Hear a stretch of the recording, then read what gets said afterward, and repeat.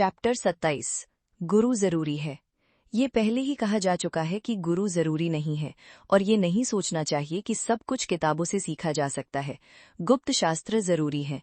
हमारे बड़ों ने लिखा है कि एक फर्क है या एक अंतर है, और बड़ों की राय है कि एक सच्चे गुरु को शिष्य के कैरेक्टर की कमियों को समझना चाहिए और उसे वही शास्त्र सिखाने चाहिए जो उसके लिए सही हो। गुरु को खुद जाकर मंत्री उच्चारण भी सीखना चाहिए। अगर उच्चारण गलत हुआ तो चीजें गड़बड़ हो सकती हैं। दांत। ऊपर बताए गए फर्क का एक उदाहरण, गुप्त योग ग्रंथों में ये चेतावनी दी गई है कि ऊपर और नीचे के दांत साफ नहीं करने चाहिए। ये आमतौर पर मिलने वाली योग किताबों में नहीं मिलता। बहुत से लोग ये जाने बिना किताबें पढ़ते हैं और दांत भींचकर योग करते हैं, और जब नुकसान होता है तो वे इसे वहीं छोड़ देते हैं। 3. जैसा कि चैप्टर 24 में पहले ही बताया जा चुका है, हर व्यक्ति की शारीरिक और सूक्ष्म शारीरिक बनावट अलग होती है, ठीक चेहरे के फिंगरप्रिंट की तरह। इसलिए सच्चा गुरु हर शिष्य के शरीर को समझता है और उसे सही शिक्षा देता है। ये कहावत, जब शिष्य तैयार होता है तो गुरु खुद आगे आते हैं, सभी भक्तों के लिए एक जानी मानी कहावत है। महान लोग भौतिक और सूक्ष्म दुनिया में घूमते हैं, जैसे बच्चे को दूध पिलाते हैं, और जो शिष्य प्रेरित होता है उसके लिए सही खाना ढूंढते हैं। उदाहरण के लिए M.A. ऑक्सन की किताब स्पिरिट टीचिंग्स में हम देख सकते हैं कि कैसे सर्वोच्च गुरु इम्परेटर, जो सूक्ष्म दुनिया में घूमते हैं, ने उस किताब के लेखक को बड़ी मेहनत से सिखाया।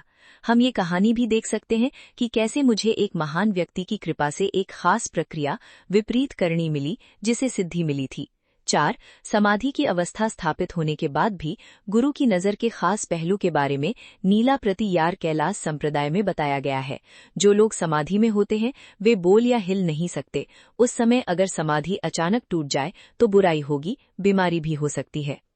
अगर कोई दूसरा मदद करने आता है तो वो खुद माथा पकड़ेगा, अपने हाथ पैर फैलाएगा, दूसरे हाथ से कंधे पर भारी डंडे से धीरे से मारेगा। गुरु प्रभावम का एक उदाहरण मुझे साल 1928 में दिया जा सकता है। मुझे शिमला के पास सोलन में शोगी महाराज नाम के एक महान व्यक्ति के दर्शन हुए। मैं मन में किसी तरह की योग क्रिया समझने के इरादे से गया था। हमेशा की तरह उन्होंने मुझसे कहा, जाओ जाओ। ये देखकर कि मैं वहां खड़ा होकर भक्ति से उनकी पूजा कर रहा हूं, उन्होंने मेरी विनती समझी और मुझे अपने शरीर से थोड़ा सा बासमा दिया। उन्होंने कहा, इस प्रसाद से आपकी विनती पूरी होगी। मैं वो अधूरी चीज डिब्बे में रखना भूल गया। 1 साल बाद जब मैं दूसरे शहर गया तो मैंने डिब्बे में कुछ प्रसाद देखा और कुछ अपने माथे पर लगा लिया। कमाल है, उसी दिन मुझे वो योग वाली चीज पूरी तरह सीखनी पड़ी।